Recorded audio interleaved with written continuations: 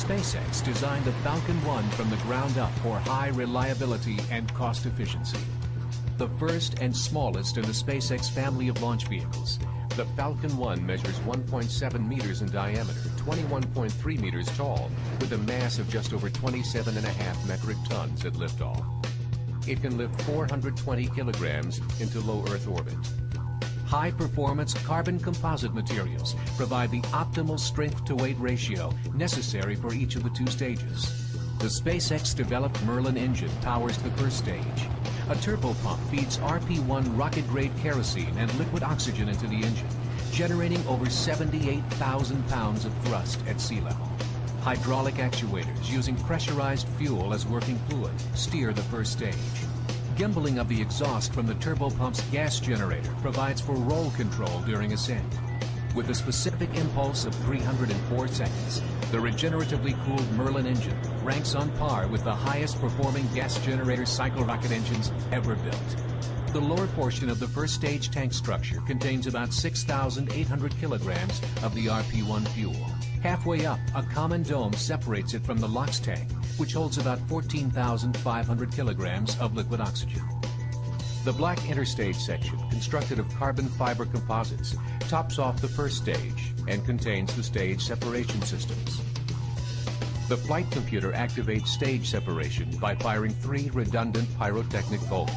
Then, pneumatic pushers separate the two stages. The first stage returns to Earth by parachute for a water landing and recovery, much like the Space Shuttle's solid rocket boosters. The interstage section also houses the Kestrel second stage engine. Kestrel generates 6,900 pounds of thrust and uses high-pressure helium instead of a turbopump to feed RP-1 and liquid oxygen into the engine. During flight, Kestrel burns for approximately 420 seconds. It features a radiatively cooled nozzle extension, optimized for use in the vacuum of space.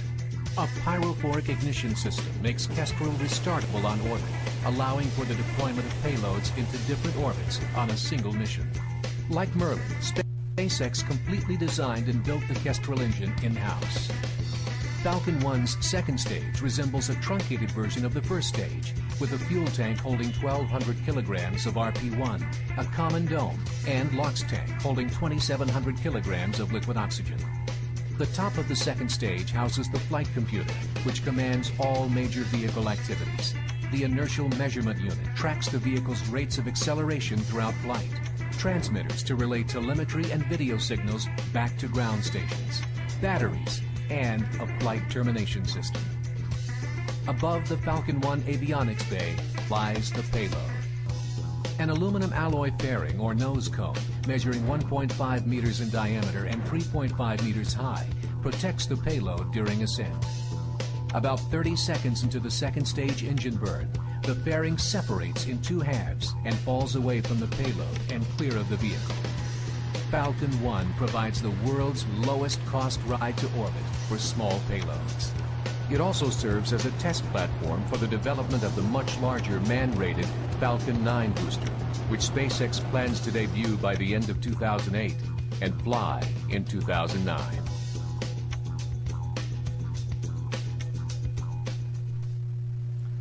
Max, I think we're a little less than 15 minutes from launch, so I was wondering if you could tell us about the preparations for today's launch out in Quad and a little bit about the mission profile. Sure. The vehicle is designed to be integrated horizontally inside the integration hangar that we have on the island next to the launch pad. The stages are shipped there. Usually they're shipped there separately, with the first stage, which is much larger, being shipped on a regular cargo barge, and the second stage being sent on a DC-8 cargo aircraft that regularly flies into Kwajalein. However, on this occasion, we put the whole vehicle in a single C-17 from the US Army and flew it there all at once. Once it gets to the island of Omelek, the stages are integrated together. They're checked out and then integrated together, then checked out together. The payload, in this case a mass simulator, is integrated to the payload adapter and encapsulated in the fairing, and then that is mated to the rest of the vehicle. And when the whole vehicle is ready, it's rolled out to the pad, which is just a few hundred feet away from the hangar, and connected to the launch mount and erected using the transporter erector hydraulics. This approach dramatically reduces the cost of the ground infrastructure. It completely obviates the need for large vertical structures around the pad to get to the rocket while it's vertical on the pad, because if there's a problem, you just come down horizontal again and take it back in the hangar. It also is safer because it means that all the ground processing can be done at ground level, which is both less expensive and safer for the personnel.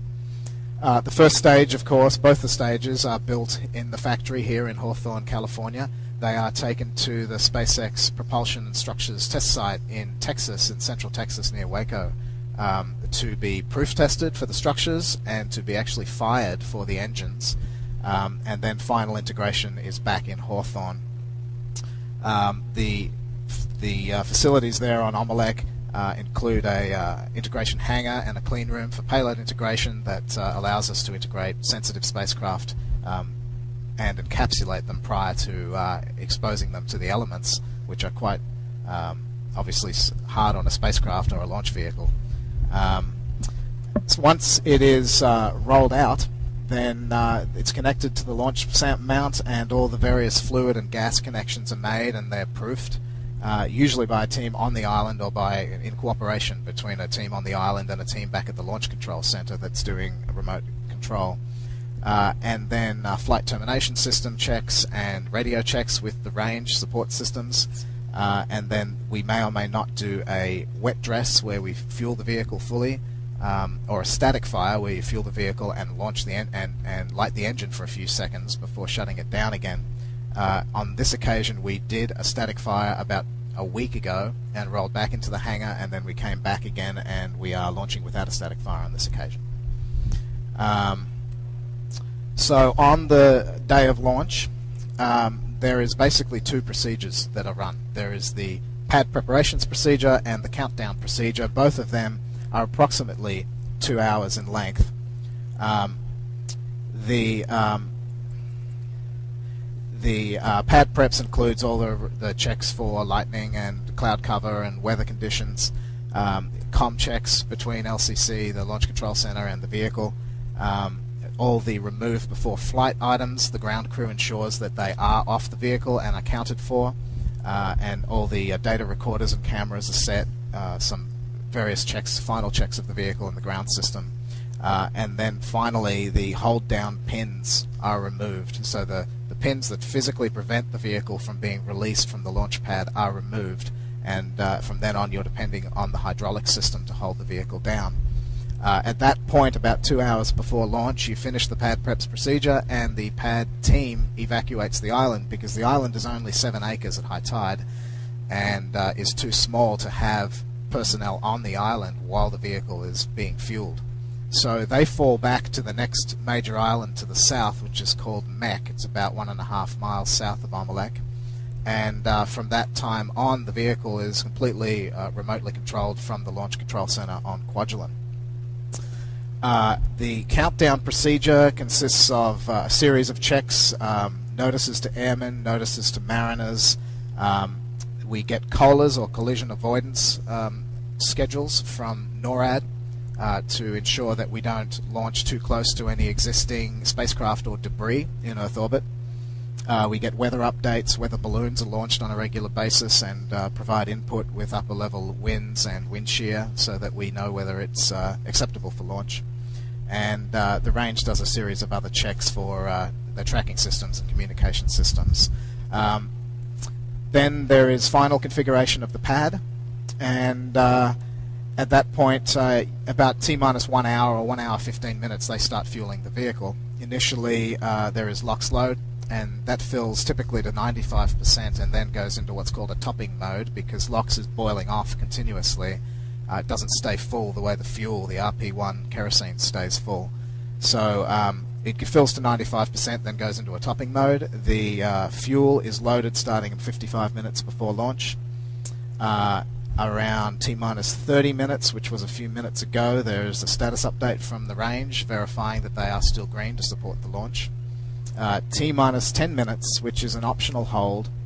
There's final verification of COLAs, and coming out of that there is a poll to ensure that SpaceX and the range and the payload customer, on the occasions that we have a payload customer, everybody is go for launch. Some FTS checks, 3 minutes, T-minus 3 minutes, the GSO, the ground safety officer, enables ignition. And then it all leads down to the final 60 seconds, which is all, in fact, the final 10 minutes is entirely autonomously controlled by ground software. And the final 1 minute gets exciting. You see about 55 seconds before launch, there is a thrust vector control test, which wiggles the engine nozzle, verifies that it's responding correctly. T-minus 30 or 40 seconds, the various tanks are pressurized for flight. T-minus 30 seconds, the water deluge comes on.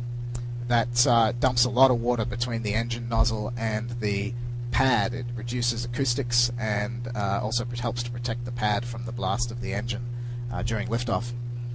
And then about 3 seconds before launch, the engine is ignited. And you'll see that it burns for about 3 seconds prior to liftoff, and that's because if anything is off nominal at that time, we can detect it. Half a second before liftoff, there is an autonomous check by the flight computer, and if any of about 70 parameters are outside of the predetermined thresholds, then the flight computer will shut down the engine and safe the vehicle rather than releasing it for flight. This is a major reliability enhancement for the vehicle. And then at T0, if all is well, the vehicle is released for flight. So let's take a look at the rocket here on the pad. You can see a lot of condensation coming off the top of both stages. That is the result of the very cold liquid oxygen or oxygen vapor coming out the vent valves at the top of both stages. In the minute before launch, you'll see that condensation stop when they close the valves to pressurize each of the 2 stages. We are about 6 minutes from launch, 6.5 minutes from launch, which means we are about halfway through the terminal count, it's called. Max, can you tell us a little bit about the payload that we designed here that is being carried on the Flight 4? This mission is launching with a mass simulator. It's about 160 kilograms, about 5 feet high. It's an aluminum tube designed to emulate the way a spacecraft behaves when attached to the vehicle, so it has similar dynamic modes to an actual spacecraft. It will not separate from the vehicle in this occasion, so we will reach orbit, we will send a deploy command, but there is no deployment system. So far we are proceeding without any hold, and we are about 5 minutes from launch. Max, how about telling us a little bit about what we're going to see post-launch in the few minutes we have here, and then I think we'll keep our video live on the launch site here as we are, getting down to 5 minutes. Sure. At T0, as I mentioned, the vehicle lifts off the pad. The flight computer, when it detects everything is nominal, chamber pressure is nominal, it tells the hydraulic hold-down system to release the vehicle, and at that point it lifts off the pad. The first stage engine, called Merlin, burns for approximately 160 seconds, from 2.5 seconds before liftoff until about 157 seconds into flight. It propels the vehicle from being stationary on the pad about 5 feet above sea level to over 85 kilometers altitude and 2.8 kilometers per second, which is about Mach 8. For the first 10 seconds of flight, the vehicle flies basically straight up from the launch pad, and then it does what's called a pitch maneuver. It begins to angle itself downrange so it can build up some velocity in the downtrack. Getting to orbit is all about velocity. It's not about altitude. It's about 20 times as much energy in the kinetic and going fast enough to stay in orbit as there is in the potential energy to get high enough. So you start moving downrange very quickly and really just want to get up out of the atmosphere and then accelerate laterally. About 56 seconds into flight, it goes transonic and becomes supersonic. Shortly thereafter, it passes through a phase known as max Q, which is maximum dynamic pressure. It's the most stressful time for the vehicle structure. About 158 seconds after launch, the propellants in the first stage are exhausted and the Merlin engine is shut down. This is called a main engine cutoff, or MECO. And about 5 seconds later, the stages separate. We are going to take about a 2-minute break and just watch the vehicle on the pad here.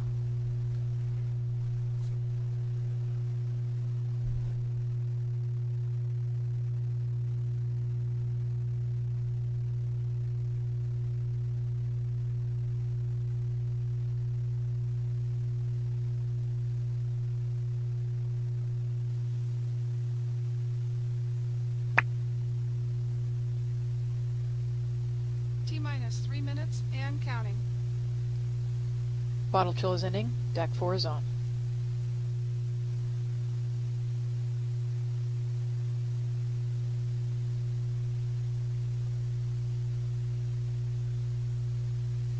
LE9 is off.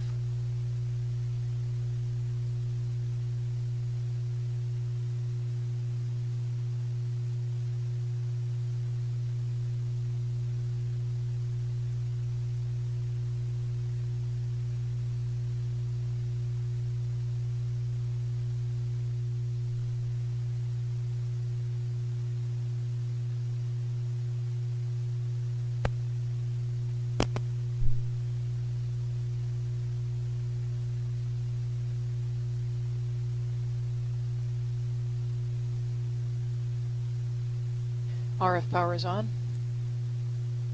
Verified and current. T-minus 2 minutes and counting. Battery chargers are off. Step 119, LD, verify SpaceX is green. This is LD. SpaceX is green.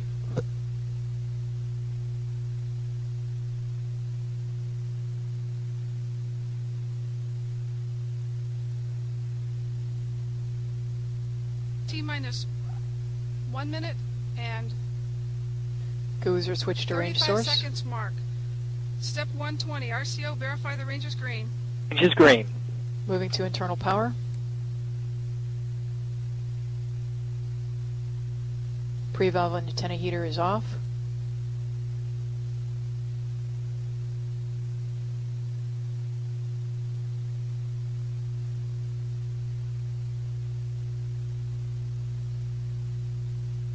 Vehicle in auto idle.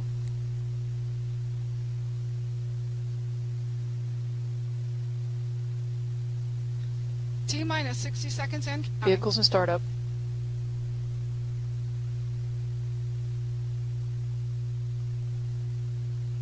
We are at T-minus 48 seconds and counting. TVC We motion are verified. Just going to 45 listen seconds. to the countdown net. You'll Fuel trim hear valve the activator launch set. conductor calling out the count as we approach T0 here.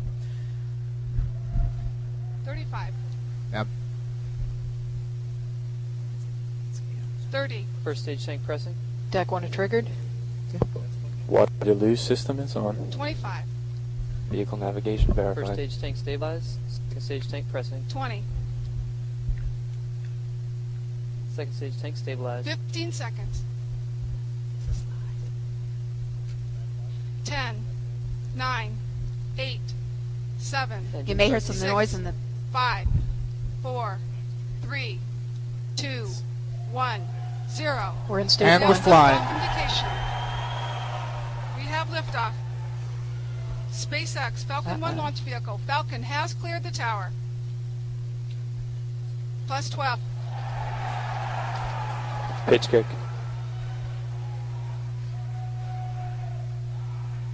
Plus ahead. 20 seconds.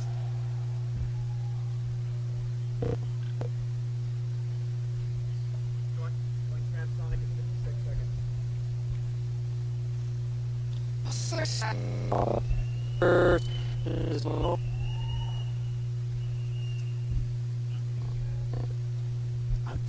Are they?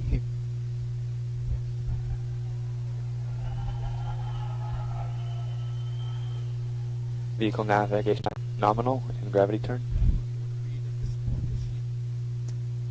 Oh, we have that. Power systems nominal. T plus 60 seconds.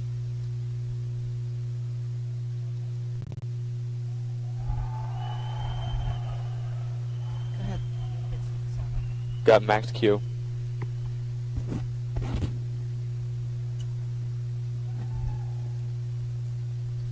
First stage propulsion performance is nominal. Vehicle has a velocity of 630 meters per You second can and see an the altitude plume of of 19 the vehicle, kilometers. the plume of the engine expanding as we get into more rarefied atmosphere. It also gets blacker as there's less and less oxygen to support post-combustion.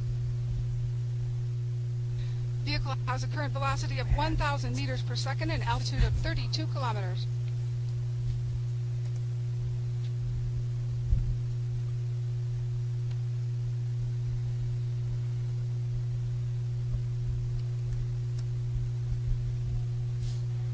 T plus 2 minutes. Vehicle is down, has an altitude of 50 kilometers, a velocity of 1,700 meters per second. First stage performance is still nominal. We are approaching main engine cutoff.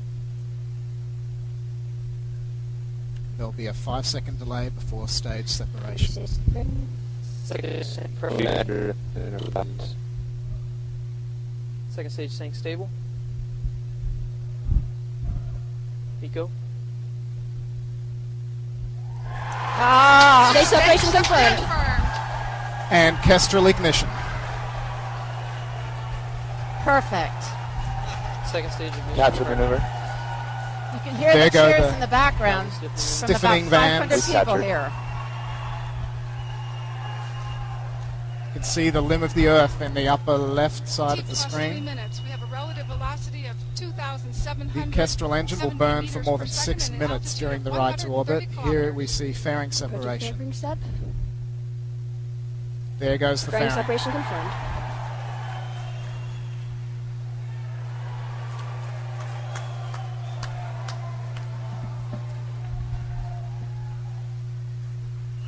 Second stage propulsion performance is nominal. We're at 3 minutes and 30 seconds into flight. We have a relative velocity of 2,800 meters per second and an altitude of 170 kilometers. Second stage guidance is nominal.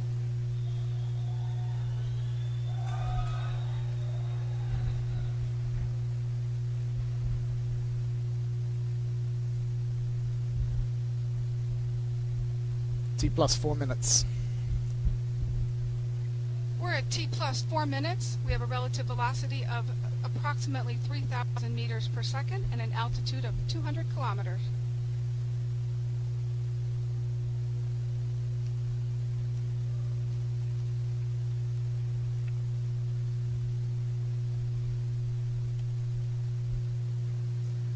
You can see the Kestrel nozzle glowing a dull red. It's actually designed to glow almost white hot if necessary.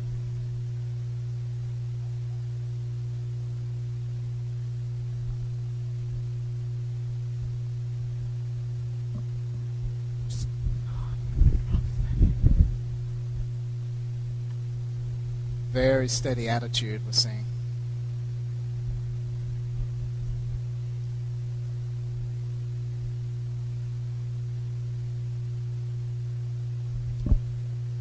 We're at T plus 5 minutes. We have a relative velocity of approximately 3,200 meters per second and an altitude of 253 kilometers. All systems are nominal.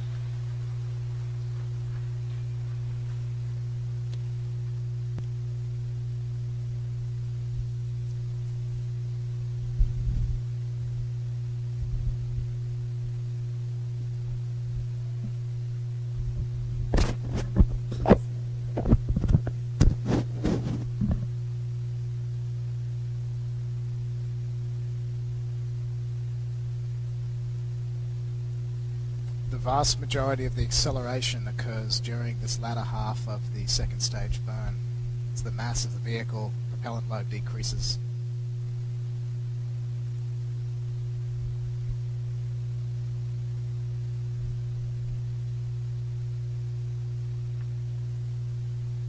We're at T plus 7 minutes. We have a relative velocity of 4,200 meters per second and an altitude of 315 kilometers. You're getting to lose stage 1 telemetry.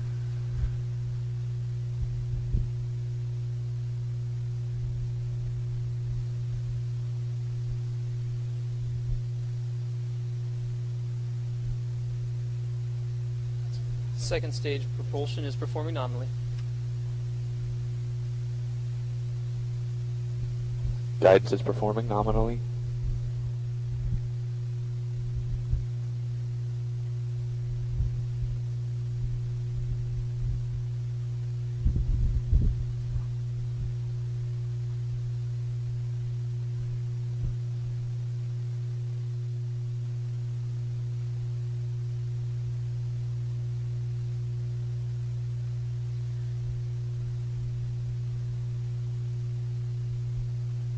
We're at T We plus are getting 8 very minutes close with a to relative orbital velocity. of 5,200 meters per second and an altitude of 328 kilometers.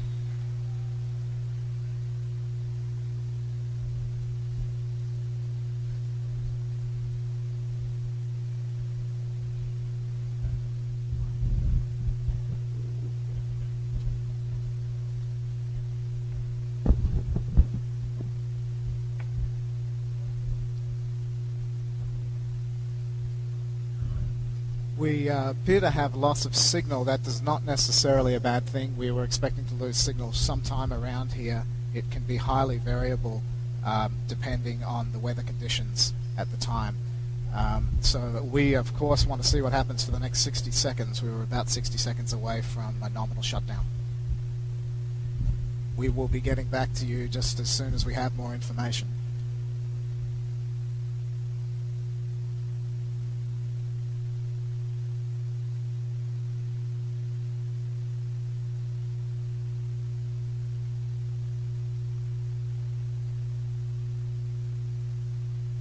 Telemetry and video.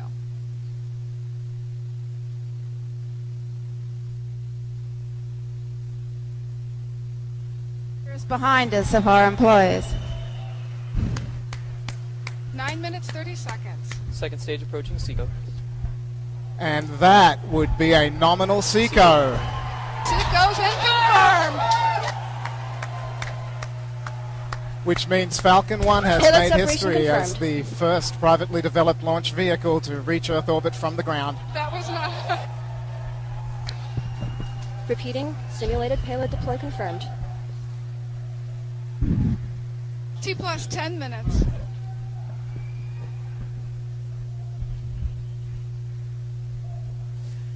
You're seeing a forward shot. That is where you would RTS, normally nice see job a on the payload video. separation. Thanks for In your this great case, support. we are not separating the Hey, payload. congratulations. This is fantastic. Thank you. And Still showing active on second stage telemetry. we are heading over the horizon with respect to the launch range, so we are expecting loss of signal any second now. You can see it starting to break up. But this is a very good day at SpaceX.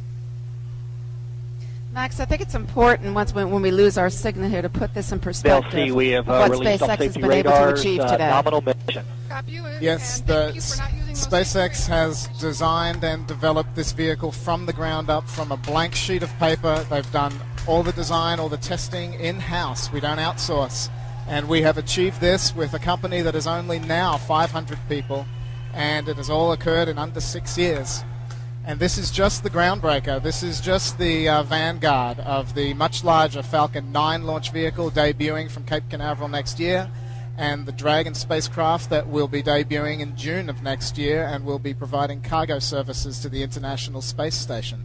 So we have big plans even beyond that here at SpaceX, including human space transportation in the Dragon launch vehicle and on the Falcon 9 launch vehicle and the Dragon spacecraft. And this is really just the beginning. It's just the tip of the iceberg here. There's a lot of people here who have worked very hard for a very long time. Tremendous commitment from them and from their families to get to this point. It's really an incredible achievement. You can hear the cheers in the background from the amazing team that we have here at SpaceX. Only about 550 people on the team, and we've just managed to do what very few companies around the world have ever done.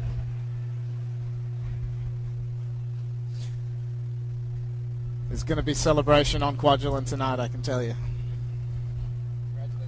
Wish I was there.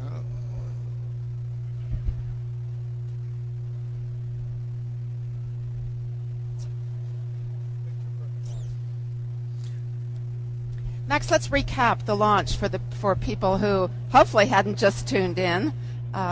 We had a picture-perfect launch, ride to space, and perfect separation. So do you want to review the mission for us here? Sure. We've gotten very close before now. The second launch of the Falcon 1 got to over 8 minutes of powered flight and got very close. We had a control issue with the second stage. Then the third flight, just 2 months ago, was a great flight from a first stage perspective, but we had a separation anomaly, as people know. And this time we got through first stage, we got through stage sep, we got through fairing separation, and we got through over 6 minutes of second stage burn, and we reached a nominal orbit. So that vehicle is fully operational, and we just couldn't have expected a smoother countdown today and then a smoother execution today. Huge congratulations to the launch team there on Kwajalein. And I know we had a lot of support from people from all over the world. We received thousands of emails wishing everybody well here. So I really want to thank all of you who have been with us since the beginning and watched us through our growth at SpaceX and continue to be part of our family here.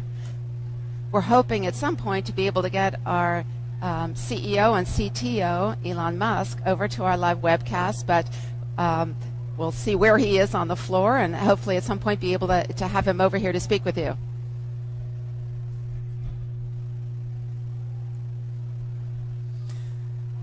I'm hearing also that the coast phase telemetry is coming down as expected. We have a low-rate telemetry system translating information from orbit. Yeah.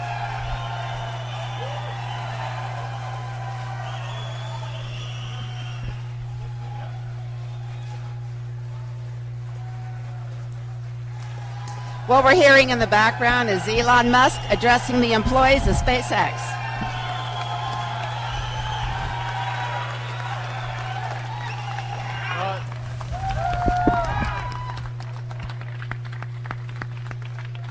Well, that's the thing. Hi. Hey. All right. What?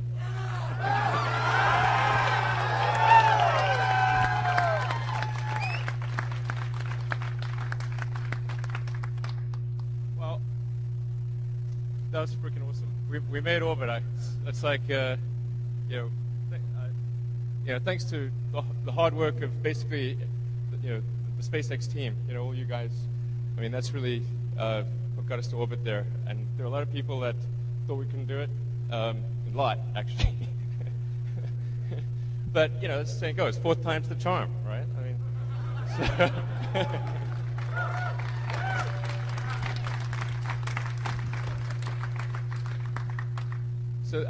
I mean, this really means a lot to SpaceX. Obviously, getting to orbit, that's just a huge milestone. There's only a handful of countries on Earth that have done it. It's normally a country thing, not a company thing. So it's just an amazing achievement.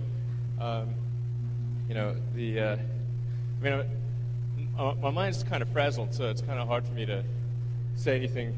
But man, definitely, this is one of the greatest days of my life, and I think probably for most people here. We've shown people we can do it, and this is just the first step in many. We're going to, get Falcon 9 to orbit next year, get the Dragon spacecraft going. We're going to be taking over for the space shuttle when that retires. This is, we're going to do a lot of things. Ultimately, I think even, getting to Mars and things like that. So I think this is definitely the future of SpaceX is really great. This is.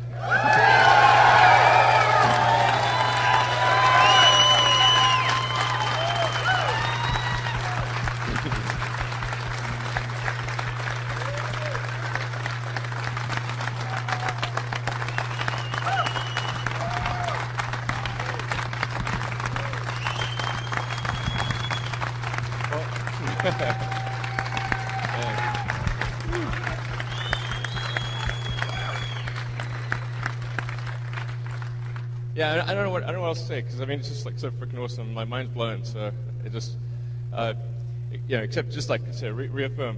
This is just the first step of many, and this really opens the way for us to, get Falcon 9 going, get manned space flight. I mean, there's just so many cool things that are there in the future. And I have a really great party tonight. I don't know about you guys. So, I'm gonna go talk on the webcast thing, so I can tell people what went on. Yeah. RATSAT, I believe, is currently orbiting at 330 by 650. Almost exactly. RATSAT is in orbit. Absolutely. So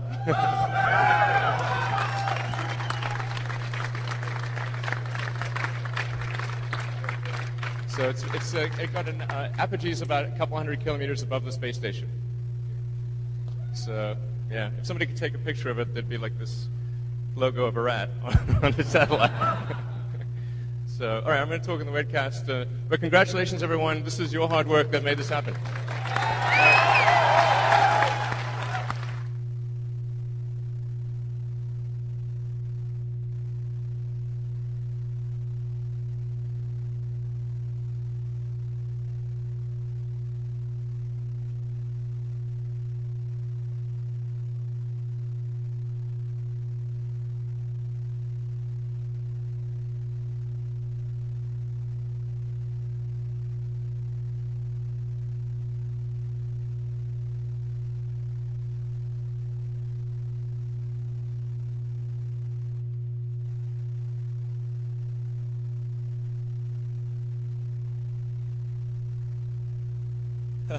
Okay.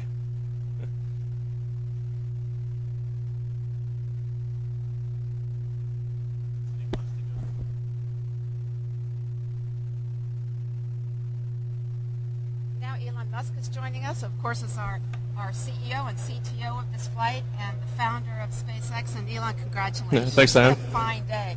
A lot of people call this a nominal launch. We call it phenomenal. Absolutely, it's great. Tell us what you're feeling. Definitely one of the best days of my life, and I think also for a lot of people here at SpaceX, it's the culmination of a dream, and it's just kind of mind-blowing, actually. So I can hear myself actually echoing back there. Yeah, I'm just, I think my nervous system almost got fried just watching that flight. So,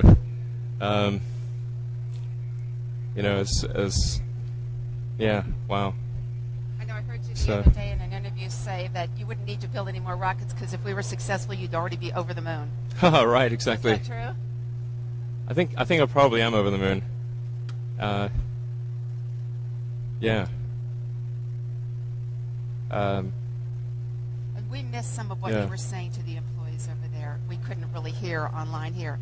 Are you able to repeat for some of this what you told your employees, like right after the launch? Yeah, absolutely. Well, I guess. I think the important thing is that this is really just the first step for SpaceX. We're really we've shown we can get to orbit, and we're going to do that repeatedly now. I think what we've shown is that we've eliminated any design errors with the vehicle. If you look at the issues with the first 3 flights, they were really design errors in the case of a corroded nut, and then the second stage guidance plus slush baffles thing, and then the third mission was the fact that we had a brand new engine with an uncharacterized thrust transient and vacuum. But now we've eliminated those design issues, and so really, in order for us to have a continued success, it's going to be ensuring that we have good configuration control, good production and quality assurance processes, just doing all of the appropriate things as far as mission assurance is concerned. But I think it's certainly possible for us to have an unbroken success record now that the design issues are taken care of with Falcon 1, and also for Falcon 9, this bodes well because if you look at the components on Falcon 1, you've got the Merlin 1C engine on Falcon 1. It's the same engine that's on Falcon 9. Actually, let's move this thing. Sorry. High technology. Yeah, so we've got a lot of the same components on Falcon 1 as Falcon 9. In terms of the software, certainly guidance, navigation, and control is substantially the same between Falcon 1 and Falcon 9. The engine, propulsion system is substantially the same. There's more of them, more engines, but it's the same fundamental engine. And of course, we've already shown that we can do 9 engines simultaneously and fire those repeatedly on our test stand in Texas without a problem. So I think that what you're seeing here bodes well not just for Falcon 1, but also for Falcon 9.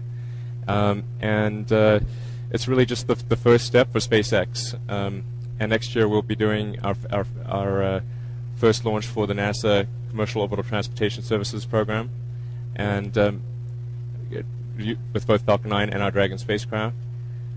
Now, is the Falcon 9 going down to the Cape before the end of the year? Yeah, absolutely. We expect to have Falcon 9 vertical at the Cape by the end of this year, and then probably do our first launch, in the second quarter of next year. Yeah, I mean, we had a lot of sidebars here we were going to talk about. We were going to talk about our Cape construction and about COTS, but the launch went so perfectly and so perfectly on time Right. that we had no time to do that. So we do have a lot on our website, but we're hoping that as time goes on, we'll be able to learn more about each one of those.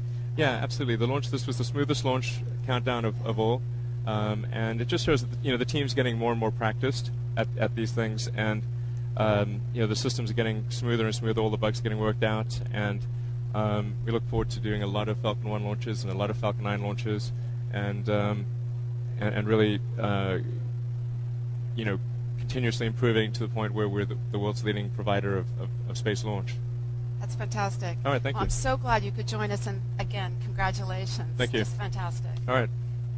So to all of you out there, we really appreciate your joining us on this historic day. To recap, SpaceX Falcon 1 very successfully launched to orbit, and in a picture-perfect launch, picture-perfect separation, and the mission was a total success. So we're elated here. And so what we're going to do here is we're going to go join everybody else to celebrate our accomplishment. So thank you again for all joining in, and we'll look forward to seeing you at the next launch. And check our website for updates, because we have a lot of information on there, and we'll be showing you things. We'll be showing you also the video from today's launch on our website.